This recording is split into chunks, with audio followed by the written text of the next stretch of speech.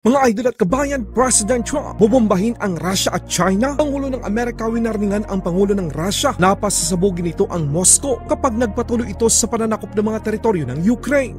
Putin, I said, if you go in to Ukraine, we'll bomb the shit out of Moscow. I'm telling you, I have no choice to public. Maging si President Xi Jinping, nagulat nang sinabi ni President Trump na pasasabugin nito ang Beijing kapag puwersahang lusubin nito ang Taiwan. Naku, ganyan kadelikado si Uncle Sam. Then I'm with President Xi of China, but I said the same thing to them. I said, you know, if you go into Taiwan, I'm going to bomb the shit out of Beijing. He thought I was crazy. He said, US Pacific Commander, kinikilala ang West Philippine Sea at kinumpirma na 60% ng puwersa ng Amerika ang nakadeploy sa Indo-Pacific region. Kabilang na ang pagpadala nito ng USS George Washington aircraft carrier upang magpatrol sa West Philippine Sea. Hindi bababa sa 6 na mga F-35 ang nasa Pilipinas ngayon para sa COP Thunder 25-2. Dahil sa tulong ng Amerika, mas lumalakas pa ang depensa ng ating bayan. Spy plane ng Japan, in-intercept ng Chinese fighter bomber. Japan, South Korea at Amerika, rumasbak, nagsagawa ng air drill kasama ang dalawang B-52 bomber ng Amerika. President Trump pinagbantaan ang Russia at China na bubombahin ito kapag ipinagpatuloy ang kanilang marahas at pagiging agresibo sa mga karatig bansa. Bakit kinakatakutan ng Russia at China si President Trump? Bago pa man umupo bilang Pangulo si President Trump, nagkaroon ito ng pagkakataon na makausap sa telepono si Russian President Vladimir Putin patungkol sa issues sa Ukraine. Giit na ngayon Pangulo ng Amerika sa Russia na huwag nitong tangkain na agawin ang anumang mga teritoryo ng Ukraine. Nagbanta si President Trump na bubombahin ito ang sentrong syudad ng Russia, ang Moscow. Ayaw man maniwala ni President Putin pero alam ni President Trump na ang kanyang mga babala ay tumatak sa presidente ng Russia. I had a very strong conversation with President Putin and he understood, and I won't go into the great details of the conversation because nobody has to know that. to Putin, I said, if you go in to Ukraine, we'll bomb the shit out of Moscow. I'm telling you, I have no choice. The public wants it. The public. So he goes like, I don't believe you. He said, no way, and I said, way. And then he goes like, I don't believe you, but the truth is he believed me 10%. And I told you this, he believed me 10%.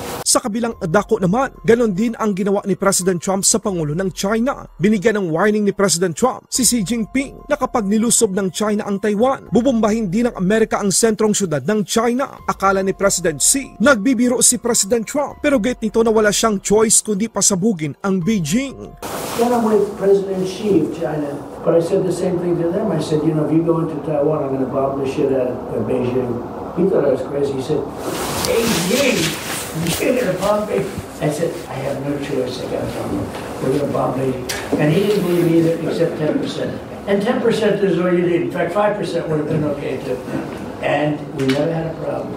We would have never had a problem. Ganyan kalakas ang Amerika. Tingnan nyo ang nangyari sa Iran. Akala ng iba hanggang salita lang si President Trump. Pero alam ng mga kalabang bansa na hindi ito nagbibiro. Kaya habang nandyan ang Amerika, hindi magagawang lusubin o aatakihin ng China ang mga karatig bansa ito sa Yellow Sea, East China Sea at maging sa West Philippine Sea. Sa ibang balita naman, hindi naman bababa sa 6 na mga F-35 Lightning II ang dideploy ng Amerika sa Pilipinas para sa COP Thunder 25-2. Ayon sa mga larawang ibinahagi ng Departamento ng Depensa ng Estados Unidos, makikita ang nakahilerang mga F-35, 5th generation fighter sa isang Air Force base sa Pilipinas. Kasama ng mga FA-50 ng Philippine Air Force ang mga F-35 ng US Pacific Air Force sa pagprotekta sa West Philippine Sea. Wala man tayong mga 5th generation fighter pero dahil sa tulong ng Amerika, instant lakas ang Pilipinas. Sa ibang balita naman, Amerika, Japan, South Korea nagsagawa ng pangmalakasang air drill nitong Biyernes lamang. Kabilang sa mga dineploy ng Amerika ay ang dalawang nitong B-2 bomber. Ang hakbang na ginawa ng tatlong magkaalyado ay matapos ang ginawang pag-intercept ng isang Chinese jet sa isang spy plane ng Japan sa East China Sea. Ayon sa videong inyong nakikita mga kabayan, napakadelikado ng ginawang pagmaneuver ng eroplano ng China dahil ang sobrang lapit ito sa eroplano ng Japan. Ito na ang naging ikalawang beses na ginawa ito ng Chinese fighter jet sa sa military aircraft ng Japan. Ayon sa Japan Defense Minister na ang kanilang YS-11EB intelligence gathering aircraft ng Air Self-Defense Force ay na-intercept ng Chinese GH-7 fighter bomber habang lumilipad ito sa pinagtatalo ng katubigan ng dalawang bansa. Kaya't bago pa man lumala, gumawa na agad ng hakbang ang tatlong magkaalyadong bansa upang ipakita sa China ang lakas na meron sila. Sa ibang balita naman, bigo ang China na maging hari sa West Philippine Sea dahil sa matapang na paninindigan at hindi pagyuko ng Pilipinas na ang West Philippine Sea ay para sa mga Pilipino. Yan ang sinabi ng US Pacific Fleet Commander sa isang forum.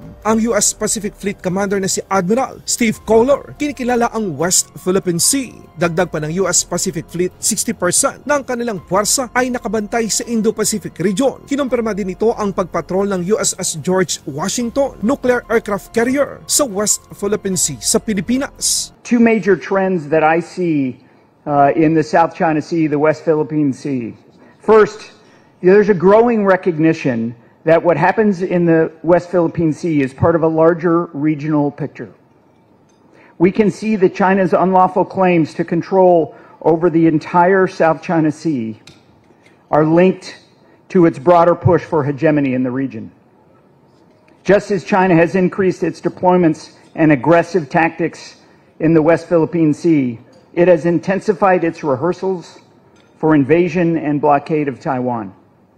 For the U.S. Pacific Fleet, our mission is to deter aggression across the Indo-Pacific, together with our allies and partners, and to prevail in combat if necessary. That mission of deterrence applies region-wide, including the West Philippine Sea and Taiwan.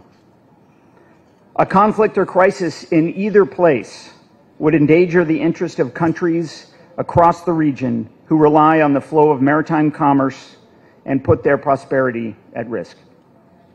Second, deterrence, despite its challenges, in my opinion, is holding the line in the West Philippine Sea. In the last several years, China has deployed a growing number of vessels to harass and coerce Southeast Asian states in their own waters. It has used artificial island bases it has built as springboards for those actions. China's tactics have also grown steadily and more aggressive, with rammings, water cannons, lasers, and sometimes worse. A year ago, we saw that violence on video at the Second Thomas Shoal, where China Coast Guard used axes and blades to injure a Philippine sailor conducting resupply. But despite these bully tactics, it's clear at this 9th anniversary of this arbitral ruling that China has failed to intimidate Southeast Asian claimants into surrendering their sovereign rights. In fact, we've seen a laudable resilience and resolve to defend their maritime rights in the face of mounting pressure. Nearly all Southeast Asian littoral states are now prioritizing stronger maritime capabilities. Malaysia, Indonesia, and Vietnam have all sustained or expanded their offshore oil and gas work in their South China Sea EEZs. Perhaps the most compelling example, however, is in the Philippines, which has shown in the face of heavy pressure, firm and strong defending of your sovereign rights with dignity and strength. Laban Pinas.